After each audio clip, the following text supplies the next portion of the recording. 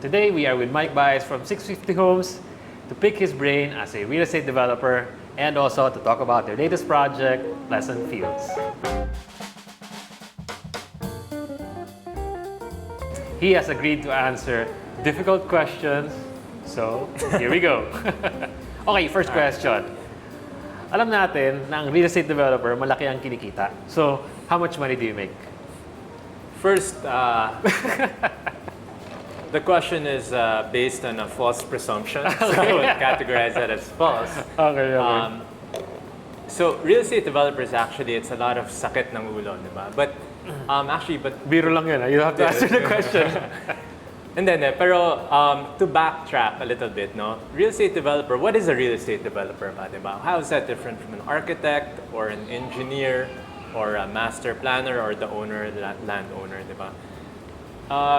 I would say a real estate developer is basically the puppeteer, or like if you were a chef and then you have many different ingredients, he or she is the one that brings all the ingredients together. Okay. And then basically interfaces to be able to make that product, right? Ingredients meaning also let's say the service, Yes. all of that. Yeah, The business side of it also. Every business basically supplies either a product or a service, diba?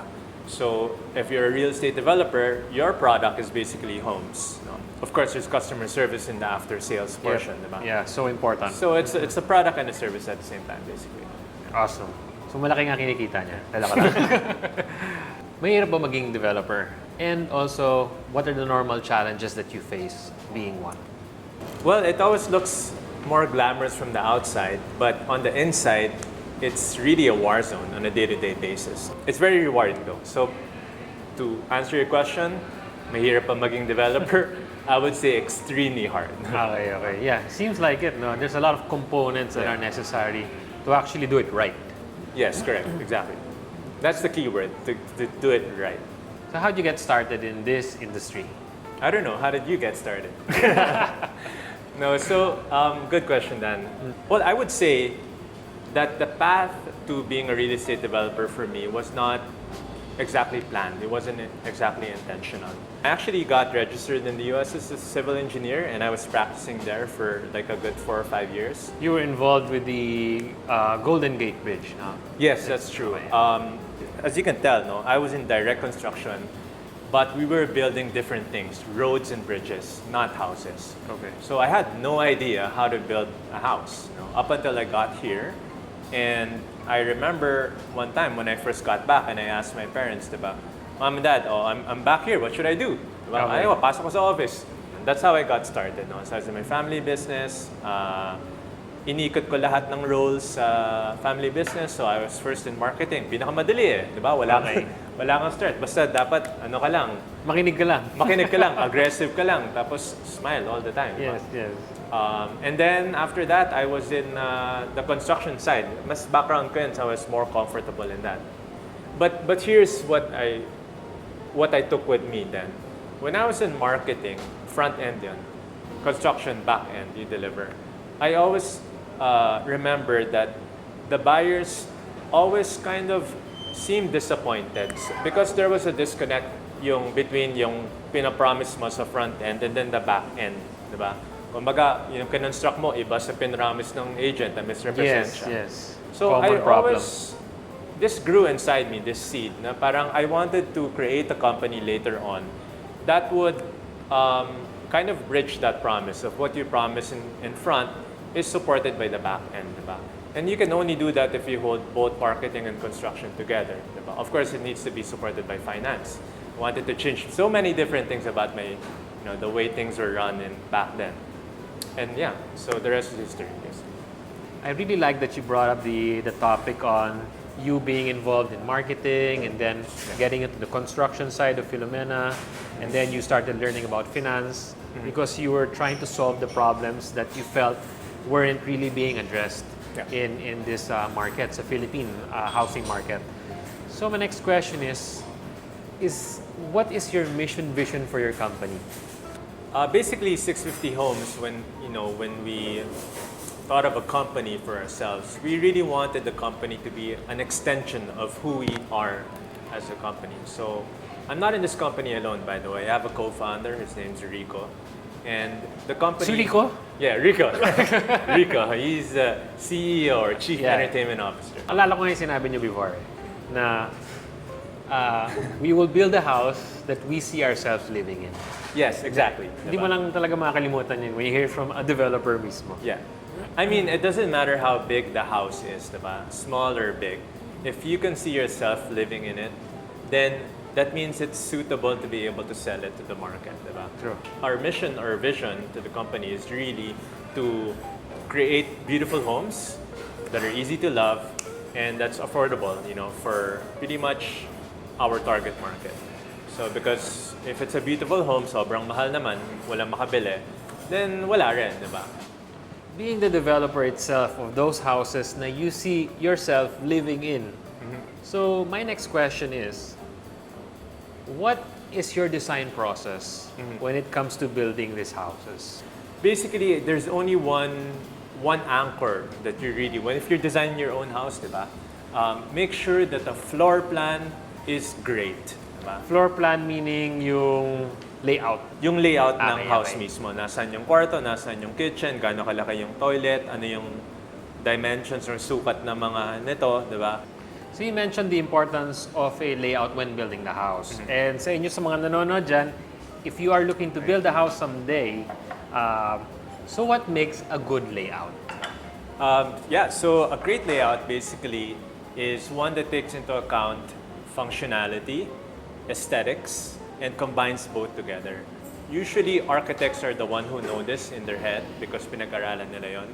Pero because na-research na rin namin yan, yung mga minimum size ng mga height, kunyari ng counter, minimum size ng hallway, things like that, minimum clearance from the kitchen so that you have enough space for working space.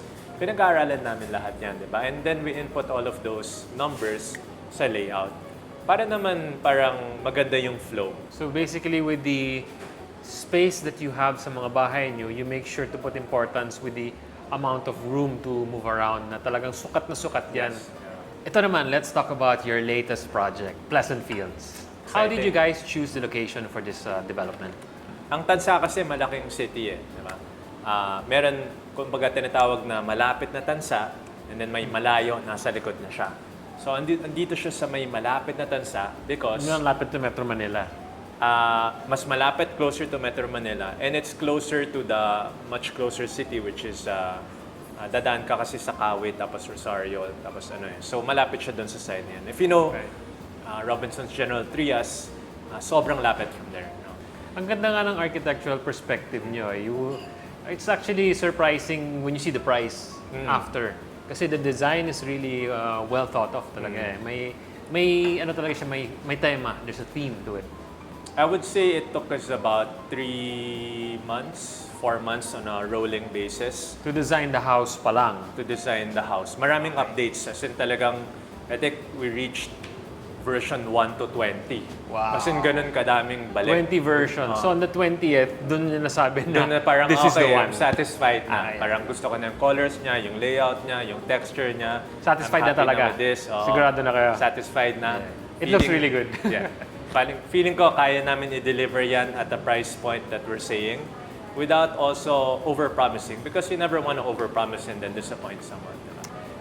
So after the layout of the house, paano nyo naman na-layout yung master plan ng buong development? Ganyan rin. It was version 1 to 20. Ang daming balik niyan, no?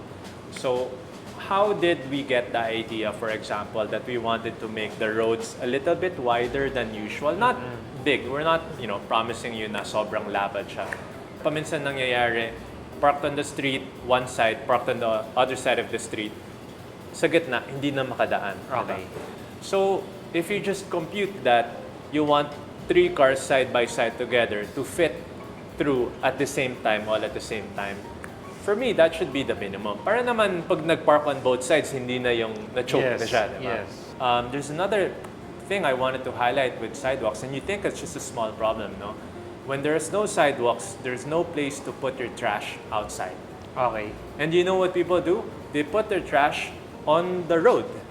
And then now you have a small road and then they can't drive through it, diba? Yes. So it's just a domino effect across different things. If na-widen mo yung sidewalk and yung roads, panalo lahat. Pag panalo yung buyer, panalo rin kami, diba? It's just, everybody wins mentality. So I just wanted to add that we also wanted to introduce into the subdivision some of the lessons that we learned from the pandemic, and that people are feeling very isolated in their own cramped living spaces, for example, during the pandemic. So in the event that there's a lockdown or ECQ, whatever, EQ, whatever na ilalagay, diba? At least you have parks to walk to. Hindi yung parang you're stuck in a, condo or a subdivision at sobrang tabi-tabi yung houses, diba? So really, we wanted every single corner of the subdivision to have its own feature. We say it as every block has a story. Right? Yeah, yun nga. So I was curious about that part na how did you actually design yung mga faces or blocks inside the village? Right. So maybe if you look at the master plan, you'll see that there are 5 different lot types. There's the garden lot. These are the lots in the perimeter. And basically, the lots are a little bit parang longer than the footprint of the house, which means that you have garden provision on the back, diba? Second, you have you have park lots. You also have central alley lots. That's 2 and 3, no? So basically, a central alley is a block of houses, but in the middle of the block, there's an alley in the back, which means that you have less neighbors because you're bisected by an alley, diba? Okay. So more ventilation, more natural lighting. Hindi kayo magkadikit. Hindi magkadikit. You still have neighbors on the left and right. Okay. Pero likod, wala. Okay. You'll notice also that from experience, no, when people buy townhomes, in the back, what do? That's where they hang all of their clothes to dry. So you have better ventilation to hang your clothes to dry. Okay. If the other house, the shade of the other house is blocking the sun, where your clothes are supposed to be drying, hindi matutuyo yun. So, iba ang amoy nun. Iba yung amoy nun. We don't like that. We don't like Bibili ka ng kontra kulob. So, nakasave ka pa ng detergent, di ba? So, but these are the little things, diba? As I said, it's really about thinking about how the people who are gonna live in that, how will they use the house. There's a park lot. Ito yung tabi talaga siya ng park. So, there's only a few, I think 8 lang ata or 9 or 10 lang yung lots na ganon. You're literally stone throw away from the park. So my favorite part is the courtyard. It's the 5th kind of lot. It's basically, layout niya is parang ganon, like a letter C. Tapos may road siya na papasok ganon. Tapos yung kinorve out ng road na yan, may children's park in the middle. Okay. So imagine you're living across there. Across ka, no? Across. You're across it. Again, this is us thinking about who will live there. Kasi ang target market namin usually nasa, 30 to 40 years old. Usually by that time, my family na yon, young pa yung kids. 2 to 3 kids, let's say. Correct, diba? So, I don't necessarily always want to go with the status quo. I want to put a basketball court there. Hindi naman nagba-basketball ang mga 5, 6 years old diba? Okay. I want to put a children's park there. Diba? So, these people growing up could have a fun childhood. Can you walk us through the different types of models? Yeah, so we have 3 different kinds of models. It's Nixon, Kennedy, and Lincoln. No? If you can't remember the names, the way that you can remember is that the first one has basically 2 bedrooms and then 1 bathroom. Okay. The other one has 2 bedrooms also, but 1 bathroom and then 1 powder room. So a powder room is a half toilet. A half toilet is... Kalahating toilet lang. Kalahati, oh. So, so, a good question. A half toilet is basically walang shower. Walang shower, okay. So, may wash basin tsaka yung Okay. toilet bowl. Sink tsaka toilet. The third one is the Lincoln, and this is the biggest one. You'll find this usually in the courtyard lots or the central alley lots. And it's the one with 3 bedrooms and then one full bath toilet. and then 1 half bath. Okay. It sounds expensive. Yeah. So, sino ang ideal buyer natin para dito sa Huwag ka produkto? matakot. I know you can afford 4 of these. Pwede? Discounted? Hindi, syempre, when we designed the tinitingnan rin namin yung cost. No? So, ang Okay. target household nito is nasa probably around 55,000 and above na combined household income. Combined household income. So, combined, half pa yun. Ibig sabihin, kalahati ng 55. Palagay mo ng 60,000. Diba? Kalahati noon, 30,000 kayo. Maka-afford na. Diba? So, yun nga, diba? Going back to our mission, we want to design beautiful homes, easy to love, at affordable prices. So, can't forget that last part because it's no use if nobody can afford it. 60,000 household income. Isang bagsakan ba to buy a property, or do you have any like mortgage payments, pag-ibig, bank financing? So we have that. Usually, ang style ng pagbili, no, may down payment portion. In this case, it'll be anywhere from 10 to 20% down payment. Spread over, let's say, 12 months or 15 months. Depends on the parang kung anong lot and bahay na na-choose. Okay, no? so monthly payments na Monthly affordable. payments yan. Pero usually, papatak yan, I don't know, 15 to 20,000, something like that. I hear that 650 Homes offers services for mortgage or loan approvals. Yes, we do. So we have a team of specialists in the office, and they will help the buyers fill out and collect all of the requirements so we can pass it to the bank and obtain a loan for them. It's not a guarantee, it's not the bank's decision. There you have it, guys. That's the end of this video. So how can they get to know more about Pleasantfields? Well, you can like, share, and subscribe, or you can also book actually a Zoom meeting for 15 minutes with one of our sales specialists, and they'll tell you more about the project.